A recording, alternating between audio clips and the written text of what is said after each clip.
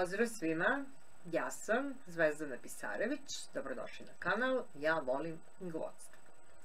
U prošlom snimku objašnjavala sam pojam radnog odnosa, zapošljavanje, potpisivanje ugovora o radu i prijavljivanje na centralni registar kroz praktičan primer, odnosno išli smo na centralni registar da bismo vidjeli kako se podnosi prijava.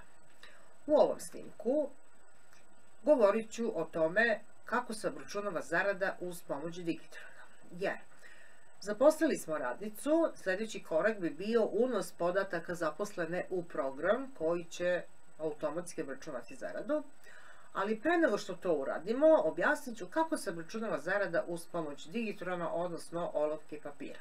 Sve je to lepo, imati savršen program kao savršen alat, ali treba znati šta to program u pozadini radi, odnosno šta to dobijamo kao konačne i gotove podatke.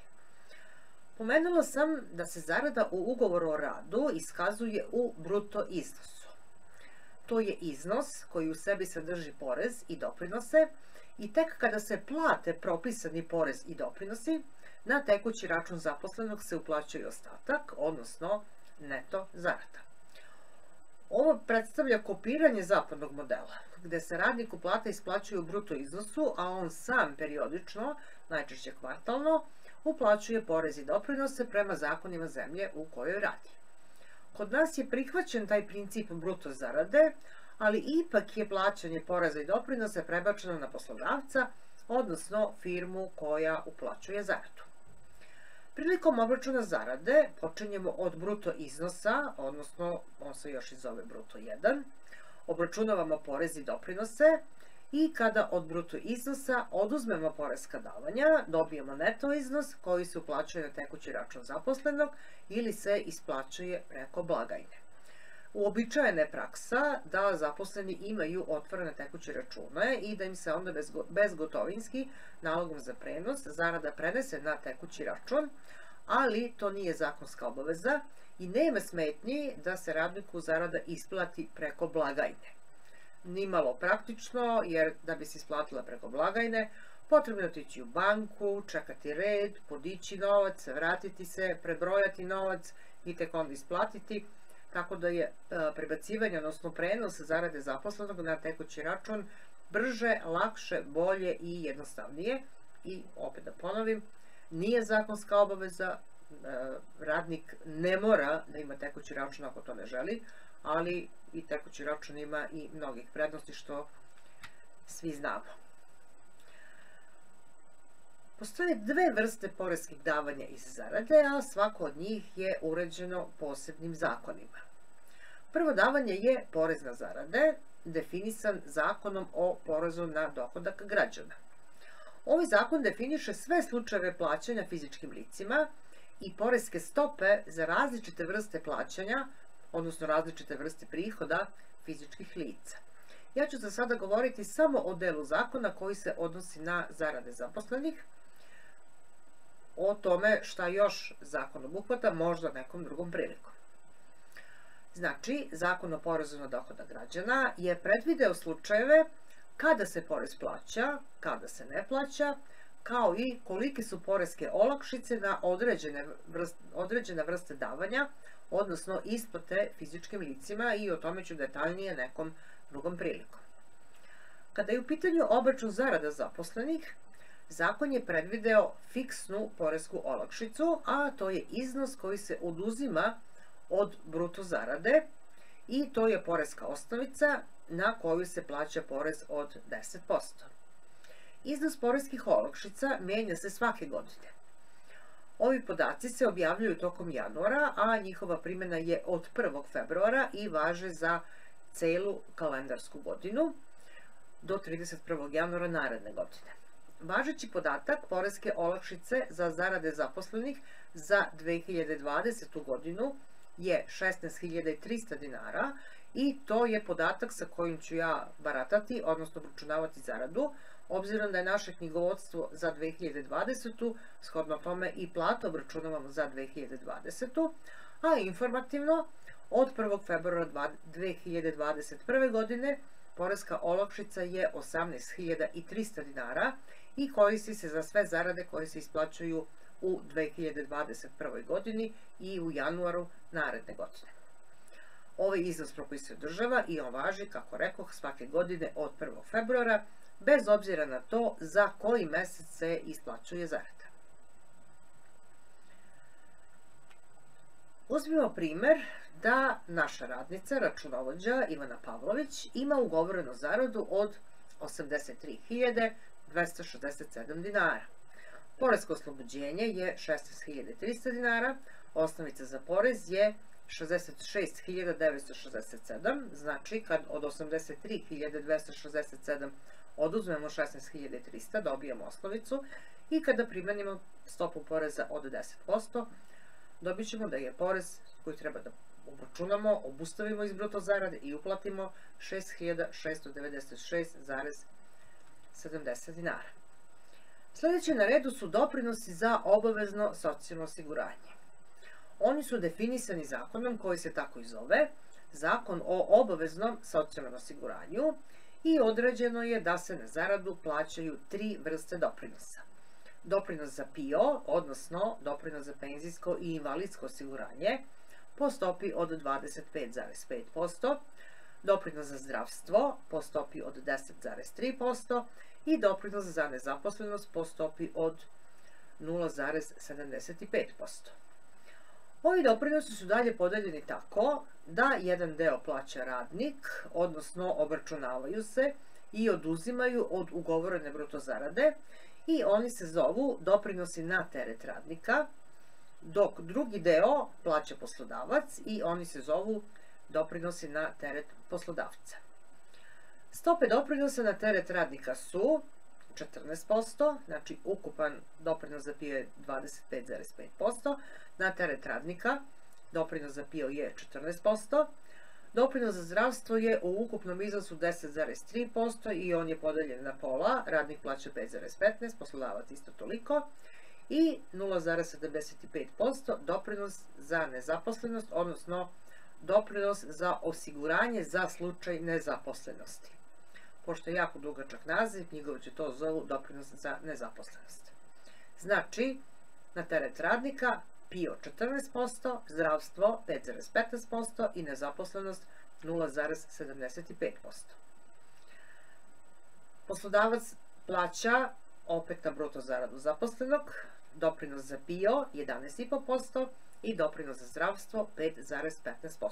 I da još jedan put ponovim, sa radnikom ugovaramo bruto zaradu, od bruto zarade oduzimamo poresku olakšicu i na tu umanjenu osnovicu obračunavamo porez 10%, ponovo od bruto zarade obračunavamo doprinos za PIO 14%, doprinos za zdravstvo 5,15% i doprinos za nezaposlenost 0,75% i ostatak predstavlja neto zaradu. Poslodavac, pored toga što obračunava i obustavlja iz zarade, dodatno plaća doprinos za PIO 11,5% i doprinos za zdravstvo 5,15%. Doprinos za nezaposlenost plaća samo radnik po stopi od 0,75%. Ove 3 doprinosa predstavljaju prihod 3 različita fonda socijalnog osiguranja, iako se porez i svi doprinosi uplaćuju na jedan poreski račun.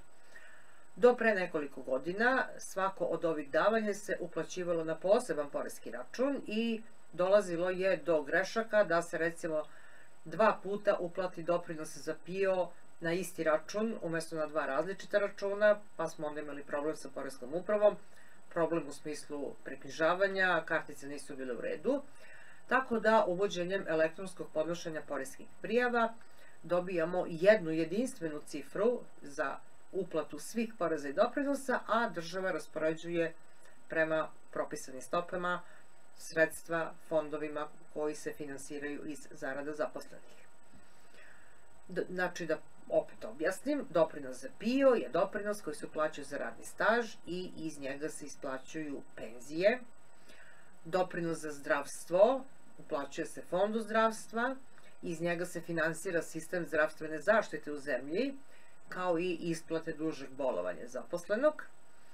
Doprinos za nezaposlenost se uplaćuje Fondu za osiguranje za slučaj nezaposlenosti i iz tih sredstava isplaćuje se nadoknada za vreme privremene nezaposlenosti, kakav je tačan naziv ove nadoknade, a to se dešava ako neko izgubi posao zato što je proglašen tehnološkim viškom ili mu je prestao rad na određeno vreme zbog isteka roka na koji je zasnovan, kao i u drugim slučajevima koje predviđa Zakon o radu.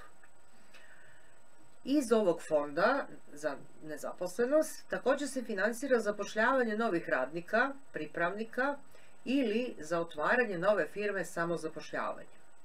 Nedavno je bio aktualan program koji se zvao Moja prva plata, gde je mladima bila pružena šansa da rade i nauče posao, da bi kasnije lakše mogli da pronađu posao regularan, normalan, gde će poslodavac da ih plaća. Znači, isplaćivala ih je Nacionalna služba za zapošljavanje, a imali su priliku da rade u nekoj firmi da bi naučili posao.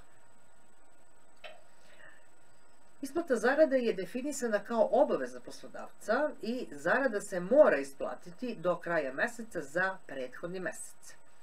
Nema smetnji da se zarada isplati pre ovog roka, ali poslednji dan u mesecu je krajnji rok za uplatu doprinosa za prethodni mesec.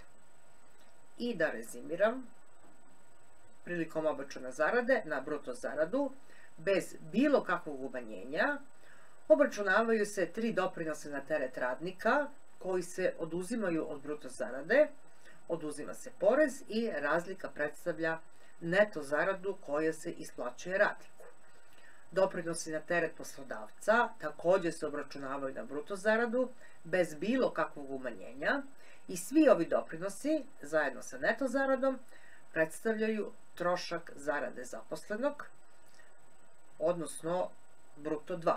Da podsjetim, porez se obračunava na umanjenu osnovicu, dok se doprinosi obračunavaju na bruto zaradu bez umanjenja. U našem slučaju to izgleda ovako. Malo više cifara, ali ko želi da bude knjigovođa, ne sme da se plaši brojki, ja lično ih volim, pričaju mnogo lepe priče. Dakle, ukupan trošak zarade zaposlenog, bruto 2, koji firma treba da plati je, kada se sabere bruto zarada zaposlenog, plus doprinos za PIO i za zdravstvo na teret poslodavca, u našem slučaju je to iznos od 97.130,96 dinara. Zakon o doprinosima za socijalno osiguranje je također predvideo najnižu i najvišu osnovicu za doprinose. Oba ova iznosa se također definišu 1. februara za tekuću godinu i primenjuju se za obračun zarade tokom cele godine, odnosno dok se narednog 1. februara, odnosno 1. februara naredne godine, ne donese novi iznos.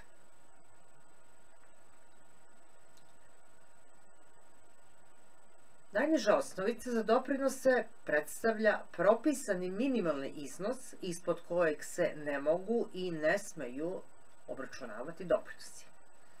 Koristi se u slučaju kada radnik radi sa skraćenim radnim vremenom i radi veoma jednostavne poslove koji su malo plaćeni, ili druga situacija, kada firma posluje veoma loše i nije u mogućnosti da radnicima isplati zaradu. U toj situaciji je u obavezi da podnese poresku prijavu na najnižu propisanu osnovicu i ako ne isplaćuje zarade, u tom slučaju podnosi prijavu samo za doprinose bez isplate zarade i porez se u takvoj prijavi ne obračunava jer zarada nije ni isplaćena. Ovako podneta prijava, znači firma je u obavezi da plati doprinose na najnižu propisanu osnovicu, a kada se finansijska situacija stabilizuje, firma je u obavezi da isplati neto zaradu i ostatak doprinosa kao razliku između ugovorene zarade i najniže propisane osnovice na koju su uplaćeni porezi i doprinosi. Druga situacija je kada radnik radi sa nepunim radnim vremenom samo kod jednog poslodavca. Ukoliko je njegova bruto zarada manja od najniže propisane osnovice, tada se doprinosi obračunavaju na najnižu propisanu osnovicu, dok se porez plaća na stvarnu bruto zaradu umanjenu za srazmerni iznos poreske olakšice. Taj srazmerni iznos dobijamo tako što propisani iznos od 16.300 dinara, koji je 100% za puno radno vreme, znači iznos od 16.300, množimo sa stvarnim fondom radnih sati izraženim u procentu u odnosu na puno radno vreme, odnosno, da pogledamo na primjeru kako to izgleda, pretpostavimo da radnik radi samo 2 sata dnevno, što bi bilo 25% radnog vremena. Ovim procentom, znači 25%, množimo poresku olakšicu od 16.300 i dobit ćemo da je olakšica u iznosu od 4.075 dinara. Od bruto zarade oduzimamo 4.075 dinara, na dobijeni iznos primenjujemo stopu od 10%, da bismo dobili iznos koji treba da se plati i dobit ćemo da je porez 1.674 dinara i 18 para, da sad ne čitam cifre. Koga interesuje može da zaustavi ekran i da proba da obračuna, probajte da obračunate sami.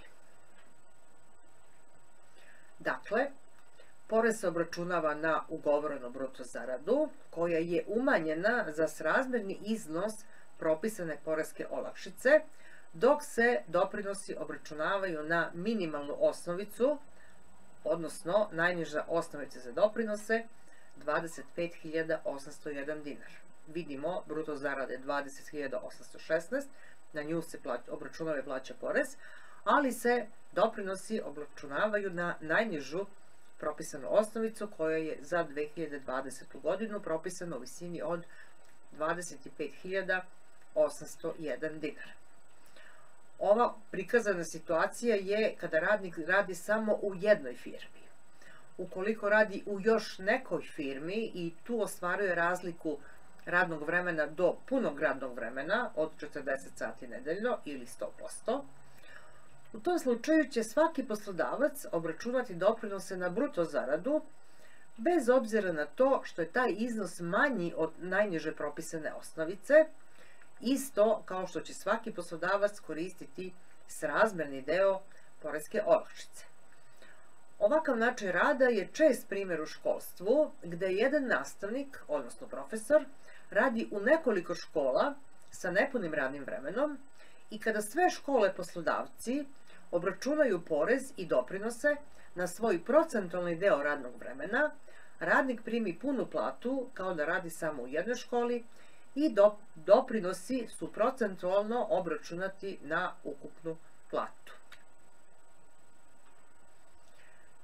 Evo na slajdu, ukoliko radnik radi samo kod jednog poslodavca sa nepunim radnim vremenom, a ugovorena bruto zarada je manja od najniže propisane osnovice, za obračun doprinosa primenit će se najniža propisana osnovica. Ako radi kod više poslodavaca, svaki će obračunati svoj deo radnog vremena i platiti doprinose na ugovorenu zaradu. Znači, u ovom drugom slučaju nemamo primjenu najniže propisane osnovice. Najniža propisana osnovica nije isto što i minimalna zarada. Možda neko ovo meša, misli da je isto, to nije isto. Za najnižu propisanu osnovicu se i čulo i nije, za minimalnu zaradu sigurno ste svi čuli, jer u javnosti se često pominje minimalna zarada, nezadovoljstvo sindikata visinom minimalne zarade, dok se poslodavci bune kako su previsoke poreske dažbine, što smo mogli da vidimo, jesu.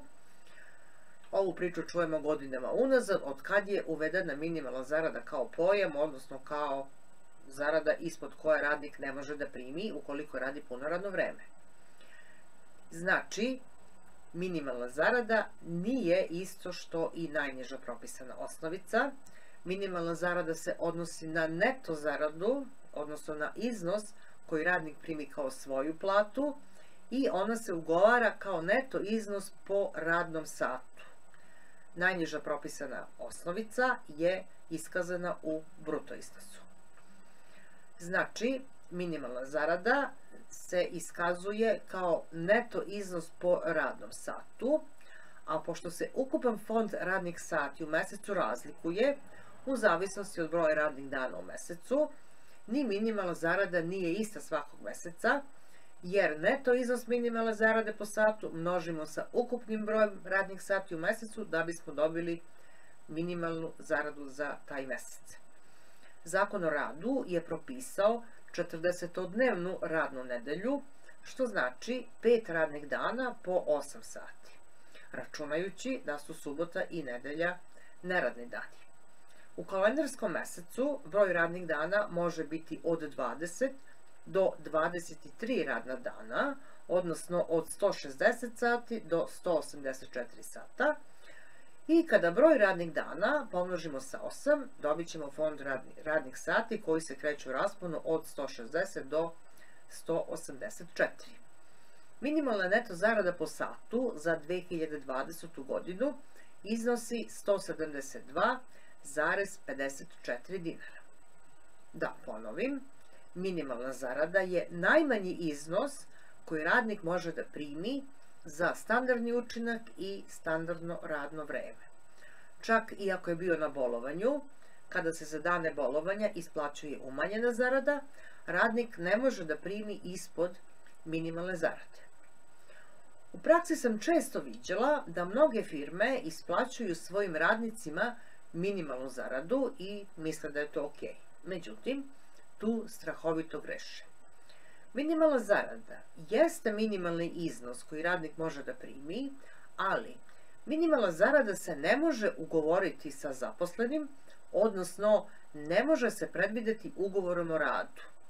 Zarada se ugovara u bruto iznosu, a ukoliko firma zapadne u poteškoće, pa je prinuđena da isplaćuje minimalnu zaradu, u obavezi je da svim svojim radnicima, od direktora pa nadalje, isplati minimalnu zaradu, a kada se stanje poslovanja stabilizuje, u obavezi je da isplati razliku između ugovorene zarade i minimalne zarade.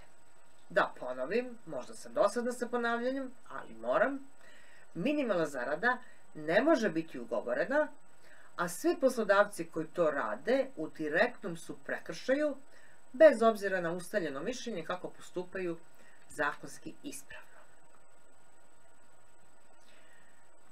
Postoji još jedna propisana kategorija koja se zove maksimalna osnovica za doprinose, odnosno najviša propisana osnovica za doprinose, i ovo je kategorija onih zaposlenih koji primaju visoku platu. Zakon o doprinosima za socijalno osiguranje je predvideo najnižu osnovicu za uplatu doprinosa, ali i najvišu osnovicu. Najviša propisana osnovica je iznos na koji se obračunavaju doprinosi u slučaju da je ugovorena zarada mnogo veća od najviše propisane osnovice. I u ovom slučaju bruto zarada se umanjuje za propisani iznos koji je za 2020. godinu 16.300, dok se doprinosi obračunavaju na najvišu propisanu osnovicu, bez obzira na to što je bruto zarada mnogo veća od najviše propisane osnovice. U ovom pretpostavljenom primjeru bruto zarada je 525.478 dinara, dok je najviša propisana osnovica 368.590 i na nju se obračunavaju doprinosi, dok se porez obračunava na ugovorenu zaradu. I pretpostavljam da vam se od ove posljednje cifre zavrtilo u glavi, pa ću zato ovdje da završim današnju priču, a samim tim završavam i teoretsku priču o obračunu zarada. U sljedećem snimku pokazat ću kako se zarada obračunava kroz program za knjigovodstvo, odnosno program za obračun zarada. Hvala što pratite kanal, vidimo se ponovo. Pratili ste kanal Ja volim knjigovodstvo. Knjigovodstvo je kao skup kockica koje se uklapaju. A ovo je bio samo jedan deo celine. Trudila sam se da bude i razumljivo i zanimljivo. Nadam se da ste dobili korisne informacije. Planiram da i dalje bude i korisno i zanimljivo. Vidimo se ponovo.